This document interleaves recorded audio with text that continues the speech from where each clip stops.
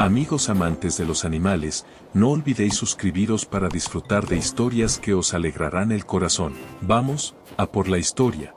En esa esencia punzante del aroma a pino húmedo, había algo misterioso que siempre atraía a Elena hacia sí, como si sellara su alma. Elena Vázquez llevaba esto en su corazón desde la infancia, desde aquellos días inocentes en los que su padre la tomaba de la mano y la llevaba por los estrechos senderos que rodeaban el pueblo de San Cristóbal de las Casas. En aquel entonces, el aire olía al calor de la leña humeante, a la paz de la tierra húmeda y a esa profunda e innominada sensación de pertenencia que le dice a uno, estás exactamente donde debes estar. Este aroma fue la brújula interna invisible que permitió a Elena encontrar su camino a lo largo de su vida. Pasara lo que pasara, siempre se mantuvo así. Por eso, en aquella mañana de diciembre en la que despertó con la pesada, torpe y blanquecina oscuridad sobre la Sierra Madre que anunciaba la nieve, no había ni una pizca de duda en el interior de Elena. Con el corazón latiendo de emoción, se calzó sus botas de cuero, eran duras y confiables, justo como las que compraron en aquel concurrido mercado de Oaxaca hacía 30 años. Se envolvió firmemente al cuello su bufanda color burdeos, como si quisiera preservar el calor del pasado, tomó su veterano bastón de madera de mezquite y, antes de que un solo miembro de la familia se atreviera a decirle detente, se lanzó fuera por la puerta trasera de la cabaña. Tenía 72 años. Había enterrado al compañero de toda una vida, criado a 3 hijos luchando con uñas y dientes, sobrevivido a 2 cirugías graves de rodilla y a una gran pandemia. Sabía perfectamente lo que hacía y a dónde iba. O al menos, en ese momento, lo creía de todo corazón. El sendero principal, ese camino ancestral que la familia Vázquez había recorrido durante 3 largas generaciones, se extendía como un río justo detrás de la cabaña familiar. En el calor del verano, este camino decía aquí estoy con sus piedras blancas desteñidas por el sol y las huellas desgastadas dejadas por cientos de botas. Sin embargo, en esa mañana gélida, la nieve, que había caído silenciosamente como si el mundo quisiera borrar su propio pasado durante la noche, había cubierto implacablemente cada rastro, cada piedra y cada signo de vida. Elena notó esta incertidumbre, pero no dejó que el más mínimo temor cayera en su corazón. Conozco este bosque, pensó con orgullo. Lo conozco tan bien como conozco las manos de mis hijos, como la palma de mi mano. Caminó los primeros 20 minutos con esa calma e inquebrantable confianza de las personas que han respirado lo suficiente como para no temer a los pequeños problemas de la vida. La nieve crujía bajo sus botas con un sonido de cuento de hadas.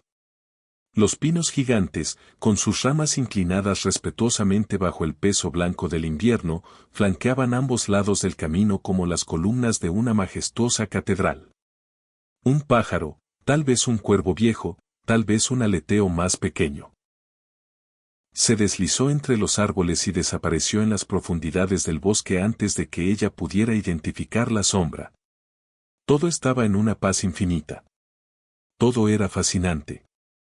De repente, aquel sendero familiar se dividió de forma inesperada. Elena se detuvo bruscamente. Miró el camino frente a ella frunciendo ligeramente el ceño.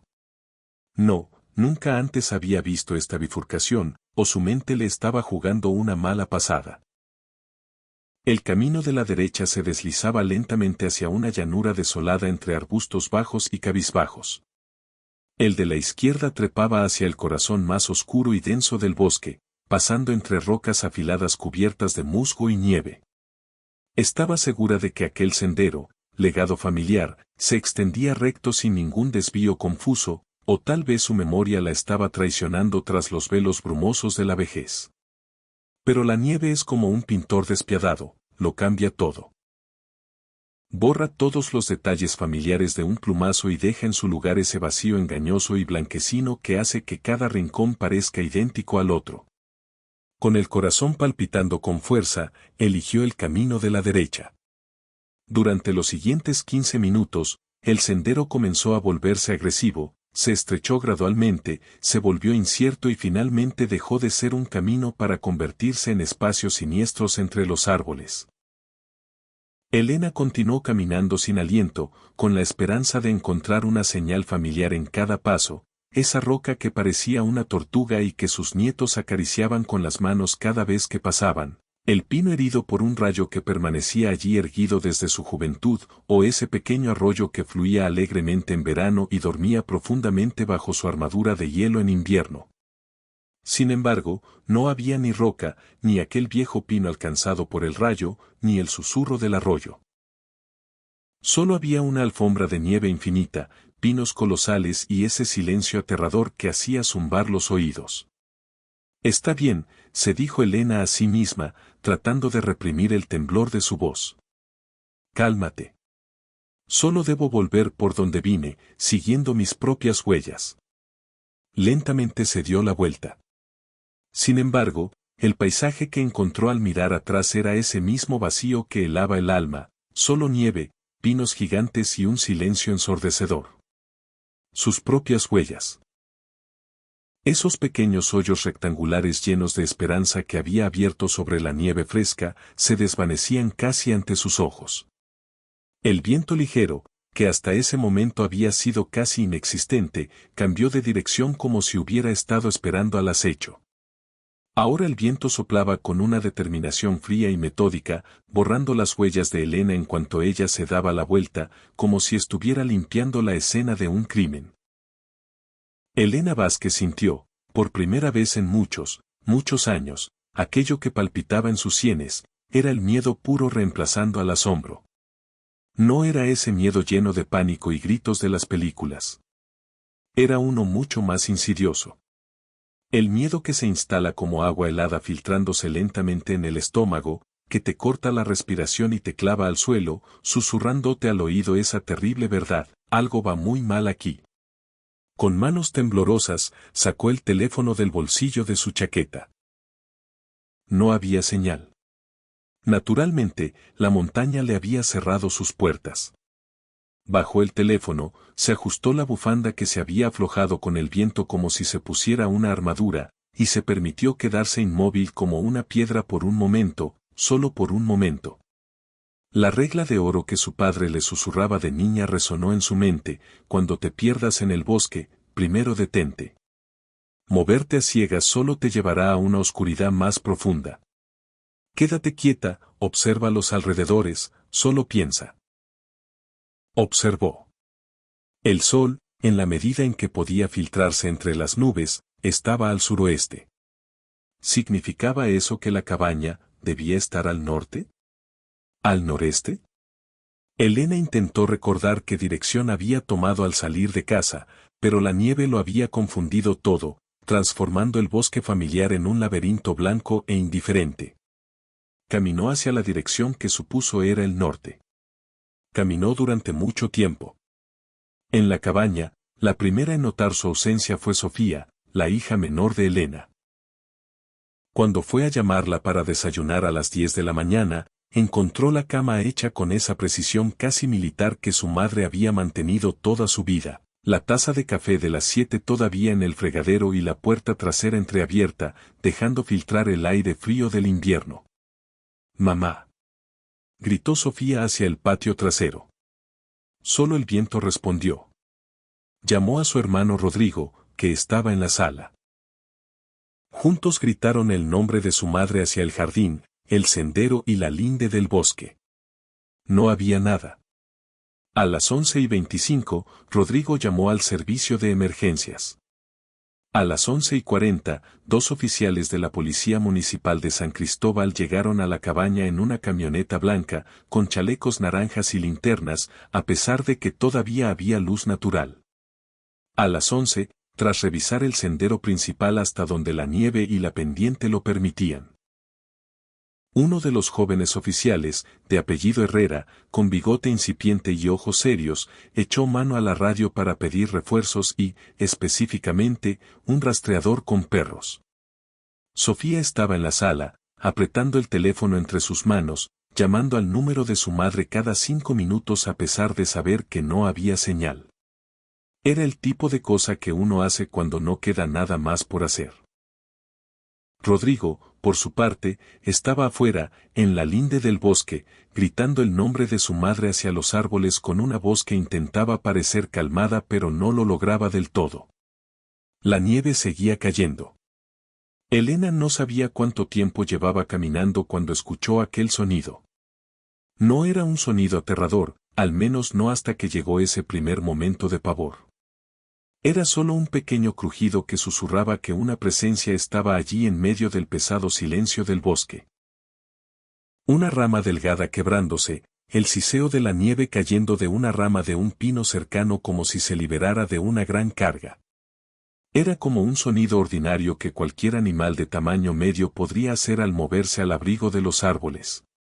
Pero Elena se quedó clavada donde estaba. Y ese sonido se detuvo exactamente en ese mismo segundo. Esa era la diferencia que congelaba la sangre en sus venas. Los animales comunes, ardillas apresuradas, pájaros asustadizos, incluso ciervos elegantes. Nunca sincronizan sus movimientos con los tuyos. No se detienen a esperarte cuando tú te detienes. Ellos no calculan. Elena, con el corazón golpeando con fuerza contra su caja torácica, giró lentamente la cabeza hacia la izquierda. Entre dos pinos gigantes, a unos 12 metros de distancia, había un lobo. Era gris. No ese gris ordinario y monótono de los cuentos o dibujos. Era de esos tonos grises irregulares y vivos, propios solo de la verdadera naturaleza salvaje, con manchas oscuras en el lomo que recordaban a nubes de tormenta y un pecho tan claro que casi se mezclaba con la nieve, tirando a blanco. Era un lobo imponente, aunque Elena nunca había visto a un lobo de tan cerca, era mucho más grande que todas las siluetas que tenía en su mente. Tenía patas que se posaban sobre la nieve como columnas sólidas y largas. Había bajado ligeramente la cabeza, concentrado en su objetivo con todo su ser. Sus ojos, por otro lado, eran de un amarillo profundo, brillando como brasas. Elena no gritó. Ni siquiera intentó correr.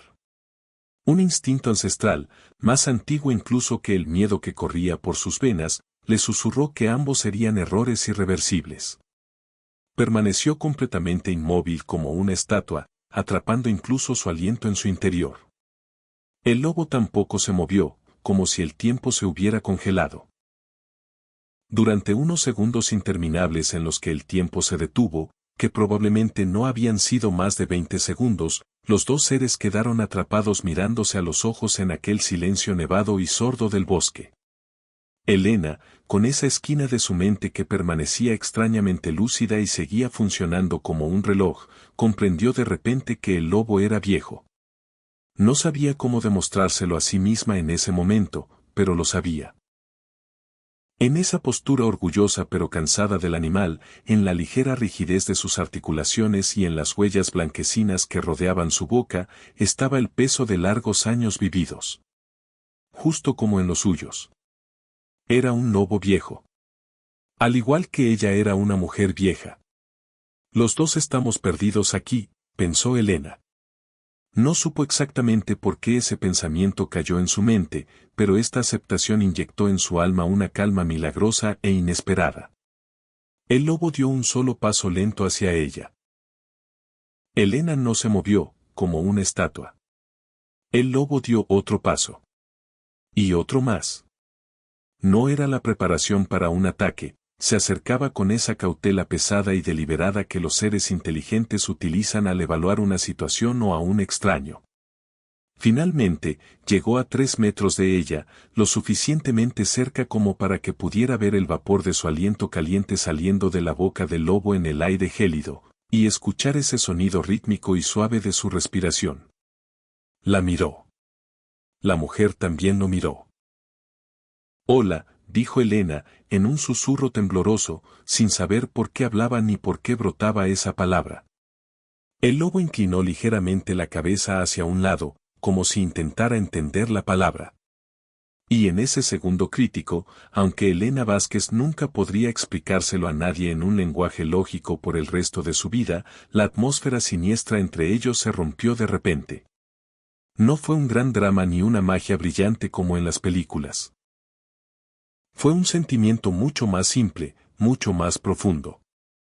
Era simplemente el encuentro silencioso de dos seres viejos y solitarios en medio de un bosque nevado y desierto, que se miraban y comprendían, sin necesidad de ninguna palabra, que ninguno de los dos era una amenaza para el otro. Si aún no formas parte del canal, me haría mucha ilusión que nos apoyes. Nuestra comunidad amante de los animales necesita tu ayuda para seguir compartiendo más amor y compasión. Déjame tu opinión en los comentarios, me encantará leerte. Sigue con nosotros y acompáñanos a llevar cada día más amor por los animales. El frío llegó de verdad cuando el sol comenzó a bajar. No es que antes no hubiera frío. Había frío desde el momento en que Elena salió de la cabaña, ese frío limpio y seco de la montaña en diciembre que pica en las mejillas y hace que el aire sepa a metal y a pino. Pero ese frío era manejable, era el tipo de frío que uno conoce y respeta y con el que puede coexistir si va bien abrigado y sigue moviéndose. Este nuevo frío era diferente. Este frío tenía peso. Elena lo sintió primero en los pies. Sus botas de piel, que habían sido más que suficientes para un paseo de 2 horas por el sendero familiar, llevaban ya demasiado tiempo en contacto con la nieve.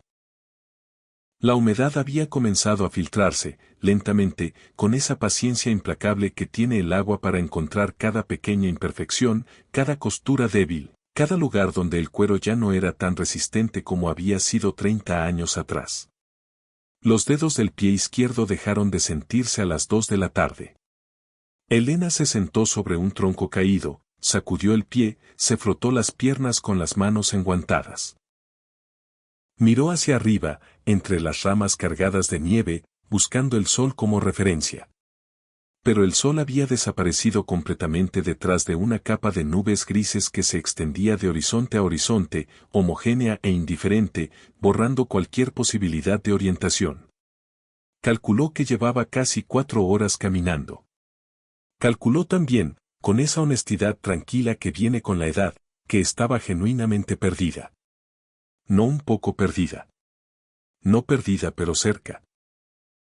Perdida de verdad, en un bosque de la Sierra Madre en pleno invierno, sin señal telefónica, sin que nadie supiera exactamente en qué dirección había caminado, con los pies comenzando a dormirse y una temperatura que seguía bajando con la determinación silenciosa de algo que no tiene prisa porque sabe que ganará de todas formas. El lobo estaba a 6 metros de distancia. No la había seguido, exactamente. O si la había seguido, pero de una manera que no se sentía como seguimiento sino como acompañamiento, que es algo completamente diferente. Desde aquel primer momento de reconocimiento entre los pinos, el animal había mantenido esa distancia variable, a veces 3 metros, a veces 10, nunca fuera de su campo visual.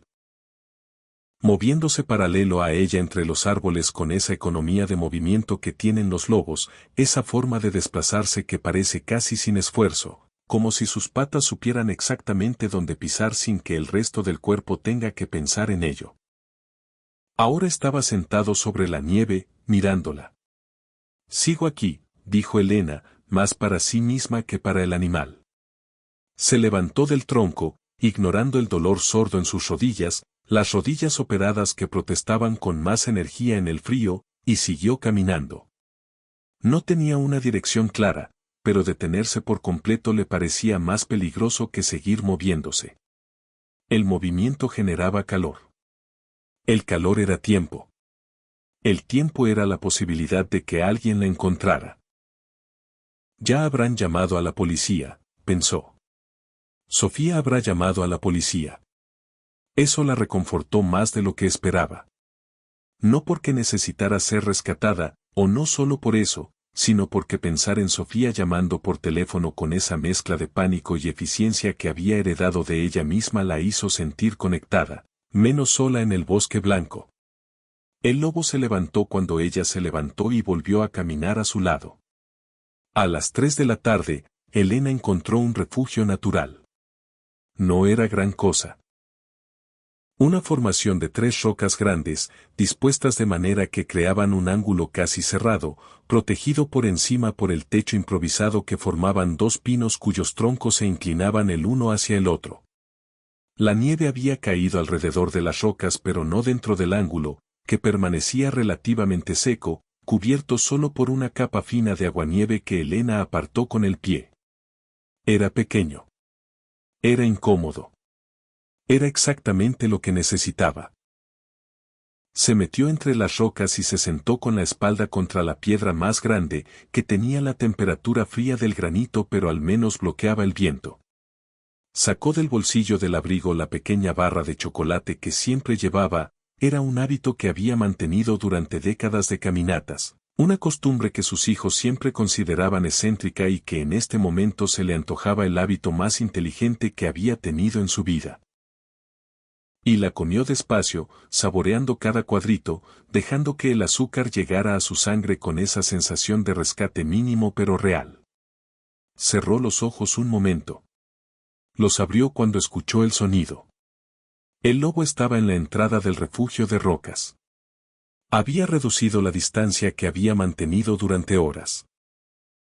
Estaba a menos de 2 metros, con la cabeza baja y los ojos amarillos fijos en ella, y en su postura había algo que Elena, con toda su experiencia de vida y su amor por los animales, interpretó instintivamente como pregunta. ¿Puedo? Ven, dijo ella, en voz muy baja. El lobo entró. Se acostó a su lado, no encima de ella, no aplastante, sino pegado a su costado derecho, entre ella y la roca más pequeña. Con una naturalidad que resultaba casi desconcertante, como si hubiera hecho eso exactamente 1000 veces antes. Su cuerpo era cálido. Más cálido de lo que Elena esperaba, más cálido que cualquier perro con el que había dormido, más cálido que la mayoría de las personas. Elena sintió ese calor atravesar su abrigo y llegar a sus costillas. Respiró despacio. Gracias, dijo. El lobo puso el hocico sobre sus rodillas. Fue entonces cuando Elena comenzó a entender que algo no iba bien con su cuerpo. Lo notó primero en las manos, un temblor fino, casi imperceptible, que no era el temblor voluntario que uno hace cuando tiene frío sino algo diferente, algo más profundo e involuntario, como si los músculos estuvieran tomando decisiones sin consultarla. Luego notó que tenía dificultad para concentrarse, sus pensamientos, que normalmente eran ordenados y precisos.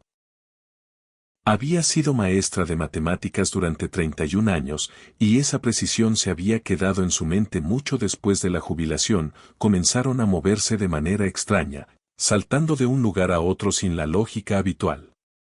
Pensó en su esposo Aurelio, que llevaba 12 años muerto. Pensó en el olor del pan de muerto. Pensó en una tarde de hace 40 años, cuando Rodrigo era bebé y se había caído de la cama y ella había llegado corriendo desde la cocina y lo había encontrado en el suelo, llorando pero sin hacerse daño, y el alivio de ese momento había sido tan físico, tan completo, que ella había llorado también, sentada en el suelo junto a su hijo, los dos llorando juntos sin saber exactamente por qué. La hipotermia, pensó Elena, con esa parte de su mente que todavía funcionaba con claridad. Esto es el principio de la hipotermia. Lo sabía. Había leído sobre ello, había escuchado historias, había dado charlas sobre seguridad en el bosque a grupos de excursionistas cuando era más joven y más activa en el club de montañismo del pueblo. Sabía que la confusión mental era uno de los síntomas tempranos. Sabía que después venía el sueño, y que después del sueño venían cosas de las que prefería no pensar. Sabía que tenía que mantenerse despierta. Se obligó a pensar en cosas concretas. Contó los años de vida de cada uno de sus nietos. Repasó mentalmente la receta del mole negro de su madre, ingrediente por ingrediente, paso por paso, como si fuera a cocinarlo al día siguiente. Recitó en silencio los nombres de todos los alumnos de su primer año de clase, en 1974, todos esos niños de 7 años que ahora tendrían casi 60 y que se habían dispersado por el mundo y que a veces, todavía, le mandaban mensajes el día de su cumpleaños. El temblor no cedió, pero tampoco empeoró. El lobo, a su lado, no se había movido. Elena bajó la mano derecha, despacio, sin brusquedad, y la apoyó sobre el lomo del animal. Sintió el calor de inmediato, y debajo del calor la textura del pelaje, grueso y áspero en la superficie y suave debajo, y debajo del pelaje los músculos y los huesos y el latido firme y constante de un corazón que llevaba muchos años funcionando. El lobo no se tensó. No gruñó. No se apartó. Simplemente siguió ahí, cálido y quieto, como si esto fuera lo más natural del mundo. ¿Cómo te llamas?, preguntó Elena, sin esperar respuesta, porque hablar la ayudaba a mantenerse consciente y porque, en algún lugar de su mente, le parecía correcto preguntarle el nombre a alguien que le estaba salvando la vida. El lobo levantó la cabeza y la miró. Te voy a llamar Aurelio, dijo Elena. Espero que no te importe. En el exterior del bosque, la búsqueda se había reorganizado. El agente Herrera había coordinado con el Centro Regional de Emergencias y habían llegado dos cosas importantes. Primero, un equipo de 3 voluntarios de búsqueda y rescate con un perro rastreador, un pastor alemán llamado Capitán que había participado en 12 operaciones de rescate en los últimos 4 años. Segundo, un dron con cámara térmica que podía detectar fuentes de calor en el bosque incluso a través de la nieve. El problema era el viento. El viento que había comenzado a las 2 de la tarde había aumentado a las 4 y hacía imposible operar el dron con seguridad. El técnico que lo manejaba, un hombre joven y meticuloso llamado Torres, lo intentó 2 veces y las 2 veces tuvo que abortar por las ráfagas. Cuando baje el viento, dijo Torres, lo lanzamos. Tiene autonomía para cubrir 3 kilómetros cuadrados en cada vuelo. ¿Cuándo baja el viento?, preguntó Rodrigo. Torres miró el cielo. Al anochecer, probablemente.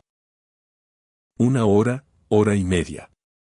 Rodrigo asintió sin decir nada y se fue hacia el borde del bosque a gritar el nombre de su madre otra vez. Sofía estaba en la cabaña con los nietos, los hijos de Rodrigo, 2 adolescentes que no sabían exactamente qué cara poner en una situación así. Y con el teléfono en la mano, alternando entre llamar al número de su madre, que seguía sin responder, y buscar en internet información sobre hipotermia, que no le estaba haciendo ningún bien a su estado mental pero que tampoco podía dejar de buscar. Leyó que los adultos mayores son más vulnerables a la hipotermia que los jóvenes. Cerró el navegador. Lo abrió otra vez. Leyó que mantenerse en movimiento y encontrar refugio son los factores más importantes para sobrevivir. Mamá siempre ha sabido encontrar refugio, pensó. Mamá siempre ha sabido exactamente qué hacer. Eso la ayudó un poco. Solo un poco. La luz del bosque cambió. No oscureció de golpe, nunca oscurece de golpe en el bosque, hay siempre una transición, un periodo de gris suave en el que las formas siguen siendo reconocibles pero los colores se apagan uno por uno como velas, pero Elena notó el cambio y supo lo que significaba. Se estaba haciendo de noche. El frío, que ya era intenso, iba a empeorar. La temperatura en la Sierra Madre en una noche de diciembre podía bajar hasta -12, -15 grados. Con el viento, la sensación térmica sería peor. Elena miró al lobo. Aurelio, dijo, necesito que no te vayas. El animal la miró con esos ojos amarillos que en la penumbra creciente parecían tener su propia luz, y Elena, que había pasado 72 años siendo una persona razonable y racional, que había enseñado matemáticas y no había creído nunca en señales ni en magia ni en coincidencias significativas, sintió con una certeza absoluta que el animal la había entendido. El lobo se acercó más. Su cuerpo entero ahora estaba en contacto con el lado derecho de Elena, desde el hombro hasta la cadera. El calor era constante, profundo, real. Elena cerró los ojos y se concentró en ese calor como en una llama pequeña que había que proteger del viento. Sigo aquí, pensó. Sigo aquí. Entonces, en el silencio del bosque oscurecido, El lobo hizo algo que Elena no esperaba. Levantó la cabeza lentamente, tomó la mano derecha de Elena entre sus mandíbulas con una delicadeza que resultaba casi increíble en un animal de ese tamaño, y comenzó a lamerla. No fue un gesto juguetón. No fue el lametón entusiasta de un perro que saluda. Fue algo más lento y más serio, algo que Elena solo podía describir, más tarde, como deliberado. La lengua del lobo, cálida y húmeda, recorría los dedos entumecidos de Elena una y otra vez, y con cada pasada Elena sentía un hormigueo que se extendía por la mano, luego por la muñeca, luego por el brazo. Circulación. El lobo le estaba devolviendo la circulación a la mano. Elena abrió los ojos y miró al animal, y algo en su pecho, que llevaba horas apretado con el esfuerzo de mantenerse entera, se soltó de repente, y las lágrimas llegaron sin que ella las llamara, silenciosas y cálidas en su cara fría. Gracias, Aurelio, susurró. Gracias. El dron despegó a las 5:47 de la tarde. El viento había bajado exactamente como Torres había predicho, con esa puntualidad extraña que a veces tiene la naturaleza, como si supiera que alguien la está esperando. En el borde del bosque, el agente Herrera y los 3 voluntarios de rescate observaron cómo el aparato ascendía con un zumbido suave y se internaba entre los pinos, su cámara térmica parpadeando en la pantalla del controlador con ese verde fantasmal que convierte el calor en color. Torres manejaba el dron con movimientos pequeños y precisos, inclinando el controlador apenas unos milímetros en cada dirección, avanzando en franjas paralelas sobre el bosque como quien barre un cuarto con mucho cuidado. En la pantalla, los árboles aparecían en verde oscuro y el suelo nevado en negro profundo, y de vez en cuando una mancha más brillante, un conejo, una ardilla, en un caso lo que pareció ser un zorro, iluminaba la imagen por un segundo antes de desaparecer entre los arbustos. ¿Cuánto territorio cubre en un vuelo?, preguntó el voluntario de rescate de más edad, un hombre fornido de nombre Becerra que llevaba 12 años en el equipo y que tenía esa calma particular de quien ha visto suficientes situaciones difíciles como para saber que el pánico nunca ayuda. 3 kilómetros cuadrados por batería, respondió Torres sin apartar los ojos de la pantalla. Lleva cargadas 2 baterías. Si no encontramos nada en el primer vuelo, recargamos y repetimos con otro sector. Rodrigo estaba de pie detrás de Torres, mirando la pantalla por encima de su hombro. Llevaba horas en el frío y tenía los labios un poco azules y los ojos enrojecidos, pero no había aceptado ninguna de las veces que le ofrecieron meterse en la camioneta a entrar en calor. No podía. No mientras su madre estuviera ahí afuera. La pantalla seguía mostrando verde oscuro y negro. Verde oscuro y negro. Verde oscuro y negro. Y entonces, una mancha. No era pequeña. Era grande, en realidad más grande de lo que esperaban, y tenía una forma irregular que no correspondía a ningún animal que hubieran visto en los minutos anteriores. Torres se detuvo, giró el dron lentamente para obtener un ángulo mejor, y todos los que estaban mirando la pantalla se inclinaron hacia adelante al mismo tiempo. Había 2 fuentes de calor. 2. Una era claramente humana, la silueta inconfundible de un cuerpo sentado, con el torso erguido y las piernas extendidas. La otra era más larga, más baja, con esa forma alargada y compacta de un cuadrúpedo de tamaño considerable. ¿Eso es un perro?, preguntó uno de los voluntarios más jóvenes. Becerra lo miró un momento. No es un perro, dijo. Herrera ya estaba hablando por radio, dando coordenadas, pidiendo confirmación de posición. Torres calculó la distancia desde el borde del bosque. 2 kilómetros y 300 metros, en dirección noreste, en una zona que en el mapa correspondía a una formación rocosa que los lugareños llamaban las 3 Abuelas. 20 minutos caminando, dijo Becerra. 15 si vamos rápido. Vamos rápido, dijo Rodrigo, y ya estaba moviéndose hacia el bosque antes de que alguien pudiera responderle. Elena no supo exactamente en qué momento se quedó dormida. Había estado luchando contra el sueño durante lo que le pareció mucho tiempo, contando cosas, recitando cosas, hablándole al lobo en voz baja sobre su vida, sobre Aurelio, sobre los años en que enseñaba en la escuela primaria y llegaba a casa con los zapatos llenos de tiza y los dedos manchados de tinta roja de tanto corregir cuadernos.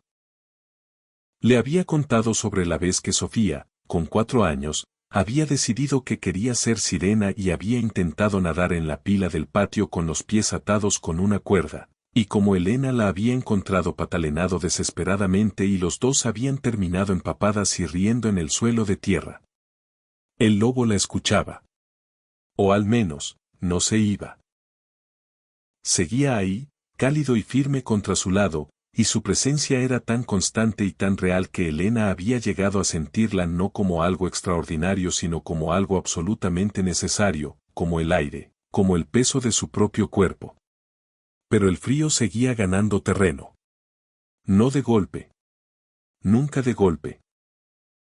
Sino de esa manera lenta y metódica que tiene el frío extremo para instalarse, ocupando primero las extremidades, luego subiendo por las piernas, luego llegando al centro, al núcleo donde el cuerpo guarda su última reserva de calor con la desesperación de quien defiende lo último que le queda.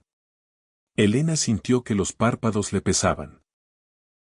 Sintió que sus pensamientos, que había mantenido ordenados y concretos durante horas con tanto esfuerzo, comenzaban a aflojarse, a volverse blandos y lentos como el pan que se deja reposar demasiado tiempo. Solo un momento, pensó. Solo cierro los ojos un momento. El lobo se movió. No se fue. Se movió hacia ella, con esa misma delicadeza deliberada de antes, y apoyó la cabeza sobre su regazo. El peso era real y sólido y caliente, y Elena lo sintió a través de su abrigo y a través de sus piernas entumecidas, y ese peso la ancló. La mantuvo consciente. Aurelio, murmuró Elena. El lobo levantó los ojos hacia ella sin mover la cabeza. ¿Crees que vienen a buscarnos? El lobo parpadeó lentamente, de esa manera que tienen los felinos pero también, a veces, los lobos viejos, cuando están tranquilos y quieren comunicar algo que no tiene palabras pero que se entiende de todas formas. Elena decidió que eso era un sí. Cerró los ojos, pero esta vez no para dormirse sino para concentrarse en el calor del animal, en el ritmo regular de su respiración, en el latido profundo y constante que podía sentir a través de sus manos apoyadas sobre su lomo. Era un latido lento, mucho más lento que el de un perro, con esa economía que tienen los corazones viejos, que han aprendido a no desperdiciar ningún latido. Como Aurelio al final, pensó Elena. Su corazón al final era así. Lento y seguro y mío. Respiró. El bosque respiró con ella. Rodrigo los escuchó antes de verlos. No escuchó voces, Elena no estaba gritando, lo cual en otro contexto habría sido una señal muy mala, sino algo diferente, un sonido suave y rítmico que en el primer instante no supo identificar y que en el segundo reconoció como la respiración de un animal grande, profunda y constante en el aire quieto del bosque nocturno. Se detuvo.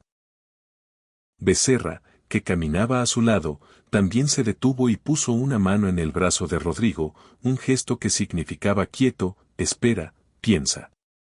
Herrera, que iba delante con la linterna, la bajó para no deslumbrar lo que hubiera en la oscuridad.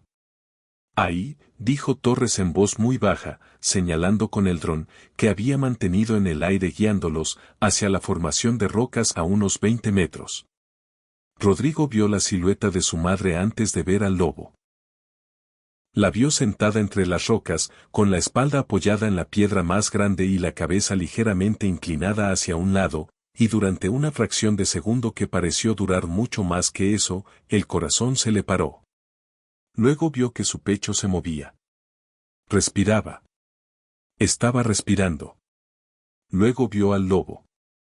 El animal estaba completamente pegado al lado de Elena, con la cabeza sobre su regazo y los ojos abiertos, mirando directamente hacia ellos. No gruñó. No se levantó. No mostró los dientes.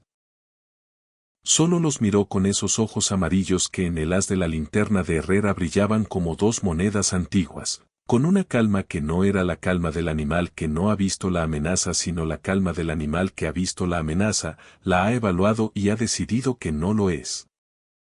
Nadie se movió durante un momento. Fue Becerra, con su experiencia de 12 años y su conocimiento de que en estas situaciones la calma es la única herramienta que funciona, quien habló primero, en voz muy baja. Despacio, dijo. Muy despacio. Sin movimientos bruscos. Sin gritar. Rodrigo asintió. Dio un paso. Otro. Otro. A cada paso, sus ojos alternaban entre su madre, que seguía sin moverse, con los ojos cerrados. Y el lobo, que seguía mirándolo sin retroceder, sin atacar, sin hacer nada más que estar exactamente donde estaba y observar. A 5 metros, Rodrigo se agachó sobre la nieve. Mamá, dijo, en el tono que uno usa para no asustar a alguien que está dormido, ese tono bajo y firme que es mitad llamada y mitad caricia. Elena abrió los ojos. Los abrió despacio, con esa lentitud de quien regresa de muy lejos, y parpadeó varias veces en la luz de la linterna. Luego encontró los ojos de su hijo, y algo en su cara cambió de una manera que Rodrigo no supo describir después más que diciendo que fue como ver encenderse una luz. Rodrigo, dijo Elena. Su voz era ronca y baja pero era completamente ella, completamente su madre, con esa firmeza particular que había tenido siempre. Llegaste. Llegamos, mamá, dijo Rodrigo, y se le quebró la voz en la última sílaba. Ya llegamos. El lobo, en ese momento, levantó la cabeza del regazo de Elena. Lo hizo despacio. Sin brusquedad. Con esa misma deliberación que había caracterizado cada uno de sus movimientos desde el principio. Se incorporó, se estiró brevemente, ese estiramiento largo y arqueado que hacen los perros y los lobos cuando llevan mucho tiempo en la misma posición, y se quedó de pie junto a Elena, mirando a los recién llegados con expresión que Rodrigo, más tarde, insistiría en describir como evaluadora. Como si quisiera asegurarse de que éramos de fiar, diría después. Herrera, que había permanecido inmóvil detrás de Rodrigo con la linterna bajada, exhaló lentamente. Ese es. Sí, dijo Becerra, sin necesidad de que terminara la pregunta. Elena fue la que habló. Lo hizo con esa autoridad tranquila que mantenía incluso después de horas en el frío, incluso con el cuerpo temblando y los pies entumecidos y la mente todavía un poco lenta por el frío. No se acerquen a él de golpe, dijo. Y no lo asusten. Él me cuidó. Rodrigo miró al lobo. El lobo lo miró a él. ¿Cuánto tiempo lleva con usted?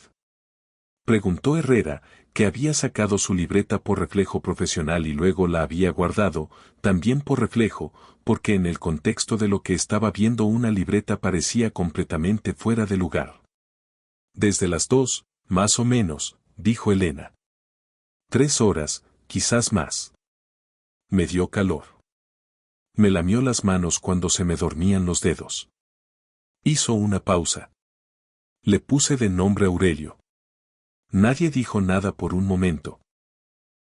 Becerra, que en 12 años de rescate había visto muchas cosas, se sentó sobre sus talones y miró al lobo con una expresión que en su cara habitualmente seria resultaba casi tierna. Nunca había visto nada así, dijo, en voz baja, como hablando consigo mismo.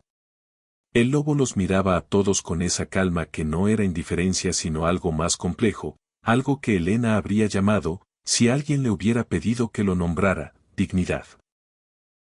La dignidad de un animal viejo que ha hecho lo que tenía que hacer y no necesita que nadie lo felicite por ello. Rodrigo se arrodilló junto a su madre y la abrazó con cuidado, con ese cuidado particular que uno tiene cuando abraza a alguien que puede estar frágil. Y Elena levantó los brazos y lo abrazó de vuelta con una fuerza que lo sorprendió, porque después de todo lo que había pasado seguía siendo su madre y su madre nunca había abrazado con poca fuerza. Por encima del hombro de su hijo, Elena vio al lobo. El animal la estaba mirando. Gracias, Aurelio, dijo Elena, en voz baja, directamente al lobo. El lobo inclinó la cabeza. Y entonces, con esa misma quietud con la que había llegado, se volvió y comenzó a caminar entre los árboles. No corrió. No huyó. Caminó, con esa economía de movimiento que Elena ya reconocía, con esa manera de desplazarse que parecía sin esfuerzo y que en la oscuridad del bosque lo convirtió rápidamente en una sombra, luego en una silueta, luego en nada. En el silencio que dejó, Elena escuchó el viento moverse entre los pinos. Cerró los ojos un momento. Adiós, Aurelio, pensó. La llevaron en camilla hasta el borde del bosque, aunque Elena protestó durante la mayor parte del trayecto insistiendo en que podía caminar. Le habían puesto mantas térmicas sobre los hombros y le habían dado una botella de agua tibia que sostenía con las dos manos, y el color había comenzado a volver lentamente a su cara con esa gradualidad esperanzadora que tiene el cuerpo humano para recuperarse cuando lo peor ya ha pasado. Sofía la esperaba en el borde del bosque. Cuando vio a su madre salir entre los árboles, envuelta en mantas y apoyada levemente en el brazo de Becerra, dejó escapar un sonido que no era exactamente un llanto pero tampoco era exactamente otra cosa, y fue corriendo hacia ella con una velocidad que no había tenido desde la infancia. Elena la recibió con los brazos abiertos. Ya, dijo Elena, como si fuera Sofía la que hubiera estado perdida. Ya estoy aquí. Mamá, te dije que no fuera sola. Dijo Sofía, con la cara enterrada en el cuello de su madre y la voz ahogada. Te lo dije. Sí, admitió Elena. Tenías razón. Sofía levantó la cara y la miró. ¿Lo dices en serio? Completamente, dijo Elena. Aunque si no me hubiera perdido, no habría conocido a Aurelio, así que... Hizo un gesto vago con la mano que envolvía botella, mantas y toda la ambigüedad de la situación en un solo movimiento. Sofía la miró fijamente. ¿Quién es Aurelio? En el hospital de San Cristóbal, donde la llevaron como protocolo para tratar la hipotermia leve y revisar los dedos de los pies, que resultaron estar bien, solo muy fríos, sin daño permanente, Elena le contó la historia al médico de guardia, a la enfermera que le tomaba la presión, a Sofía, a Rodrigo, a los dos nietos adolescentes que habían llegado también y que la escuchaban con los ojos completamente abiertos. Lo contó con la precisión de quien ha sido maestra durante 31 años, sin exageraciones pero sin omitir ningún detalle importante. El lobo entre los pinos. La distancia que mantuvo durante horas. El refugio de las tres rocas. El calor de su cuerpo. Los lametones en los dedos entumecidos. Las 3 horas juntos en el frío. El médico, un hombre joven de nombre Castro que claramente no sabía qué cara poner, anotó en su informe. Paciente refiere compañía de lobo salvaje durante periodo de exposición. No se descartan efectos de confusión por hipotermia leve. Luego miró a Elena, que lo estaba mirando con una expresión que dejaba muy claro lo que pensaba de esa anotación, y añadió, relato confirmado por equipo de rescate presente en el lugar. El agente Herrera, que había venido al hospital a entregar su parte y a asegurarse de que la señora estuviera bien, asomó la cabeza por la puerta de la habitación. ¿Cómo está? Bien, dijo Elena. ¿Y el lobo? Herrera sonrió, un poco sorprendido. Se fue al bosque, señora. ¿Qué es donde debe estar? Elena asintió. Sí, dijo. ¿Qué es donde debe estar? 3 días después, cuando Elena ya estaba de vuelta en la cabaña con los pies calientes y una taza de chocolate en las manos, Rodrigo le mostró algo en su teléfono. Era un video. Torres, el técnico del dron, lo había publicado en sus redes sociales con el permiso de todos los involucrados. Las imágenes térmicas del dron, ese verde fantasmal sobre negro, mostrando las dos fuentes de calor juntas entre las rocas. La figura humana. La figura del lobo, pegada a su lado, constante e inconfundible. El video tenía, en ese momento, 400.000 reproducciones. Los comentarios eran, en su mayoría, de personas que escribían cosas como no puedo dejar de llorar y los animales nos enseñan todo y esto me devuelve la fe en algo, aunque no sé en qué exactamente. Había biólogos que comentaban sobre el comportamiento inusual, había personas que decían haber tenido experiencias similares, había gente de lugares muy lejanos que simplemente escribía el nombre del lobo, Aurelio. Elena leyó los comentarios durante un buen rato. Luego le devolvió el teléfono a Rodrigo, se envolvió un poco más en su rebozo, miró hacia la ventana donde los pinos del bosque se veían en la distancia, blancos todavía de nieve, quietos en la tarde. ¿Sabes lo que más me impresionó? Dijo. ¿Qué? Preguntó Rodrigo. Que era tan viejo como yo. Hizo una pausa. Podía verlo. En la manera de moverse, en la cara. Era un lobo viejo. Probablemente solo tan bien, como lo son los lobos viejos. Otra pausa. Y aún así se quedó. Rodrigo no dijo nada. Eso es lo que hacen los que de verdad son buenos, dijo Elena, con esa voz que tenía cuando decía algo que había pensado durante mucho tiempo. Se quedan. No porque tengan que quedarse. No porque alguien se los pida. Sino porque en ese momento, quedarse es lo correcto, y ellos lo saben. Afuera, entre los pinos nevados de la Sierra Madre, el viento pasó suave y frío y limpio, moviendo las ramas con ese sonido que desde siempre ha sonado, a quien quiera escucharlo, como una respiración. Como algo vivo que duerme y sueña y sigue ahí. Y si alguna vez te pierdes en un bosque que no reconoces, en un invierno que pesa demasiado, en un silencio que asusta, quédate quieta. Observa.